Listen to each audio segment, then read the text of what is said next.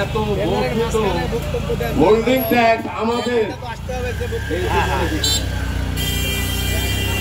একটা প্রবাদ বাক্যে আছে, জনগণের গলা কাটিয়ে জনগণের উপরে বোঝা চাপিয়ে আপনি কারণ দেখাবেন পৌরসভার কর্মচারীদের বেতন হয় না, সাথে একত্রভাবে ঘোষণা করেন এবং অযৌক্তিক পৌর কর মানি না, মানব না এই বলে স্লোগান তোলেন। আপনারা সবাই এসে মানববন্ধনে অংশগ্রহণ করুন। ঈশ্বরদীপ বাজারে সবাই কি হোল্ডিং ট্যাক্স মাফ হয়ে গেছে? আজকে কেন এই প্রতিবাদ সবাই এই মানববন্ধনে আপনারা আসেন, এই মানববন্ধনে উপস্থিত হন, প্রতিবাদ করেন এই হোল্ডিং ট্যাক্সের বিরুদ্ধে। হোল্ডিং ট্যাক্স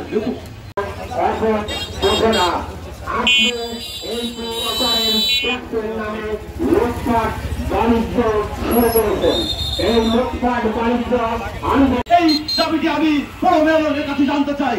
তার কারণ রাস্তাঘাট থেকে আরম্ভ করে ট্রেনের ব্যবস্থা, এমন কোন ব্যবস্থা, এমন কোন সুযোগ সুবিধা আমরা ঈশ্বরদী পৌরসভার এনসিডিবি চালাই পৌরসভা। এনসিডিবি কাদের? আন্দোলন জোরদার করলে হবে না, ভালো জোরদার করতে হবে। আমেরিকা চালায়, ওই পৌরসভায় আমেরিকা চালায় এনসিডিবি। যাই হোক, এবং আমাকে বলার সুযোগ দিচ্ছেন এবং সবাইকে আপনাদেরকে সাথে কমিউনিস্ট পার্টির সমস্ত নেতা কর্মী আল্লাহ হায়াত মৌত রিজিক দৌলতের মালিক।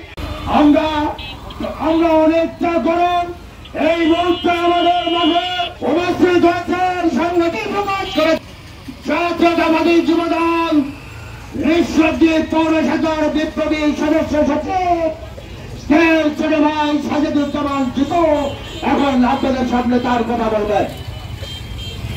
ইসলাম বক্তব্যের শুরুতে আমি একটি কবিতার উক্তি আপনাদের সামনে উপস্থাপন করতে চাই। সেটি হলো, ক্ষুদ্র ক্ষুদ্র বালুকার কণা, বিন্দু বিন্দু জল, গড়ে তোলে মহাদেশ সাগর অতল। সংগ্রামী সাথী, আজকে আমরা যারা এই মানববন্ধনে উপস্থিত হয়েছি, এই মানববন্ধন অনেক বৃহৎ আকারে হবে, কিন্তু হয়তো আপনারা যারা অংশগ্রহণ পৌরসভার যে সকল সচেতন নাগরিক যারা আপনারা অংশগ্রহণ করতে পারেন নাই, আগামী দিনে যে সমস্ত কর্মসূচি এবং এভাবেই এই কর্মসূচি একদিন বৃহৎ আকারে হবে এবং আমরা আমাদের সকল দাবি দিতে পারবো। সংগ্রামী সাথী, আমি ঈশ্বরদী পৌরসভার ৩ নং ওয়ার্ডের বাসিন্দা। আমার বড় মেয়ে ব্যবসা পাবলিক স্কুল অ্যান্ড কলেজে পড়াশোনা করার সুবাদে সারা গোপালপুর হয়ে ব্যবসা স্কুলে যাতায়াত করি। ঈশ্বরদী পৌরসভা একটি অংশ পিয়ারপুর, আরেকটি অংশ সারা গোপালপুর। সংগ্রামী সাথী, পিয়ারপুর এবং সারা গোপালপুর মিলে ঈশ্বরদী পৌরসভার ৩ নং ওয়ার্ড পৌর কর মানি না, মানব না, অবৈধ পৌর কর মানি না, মানব না।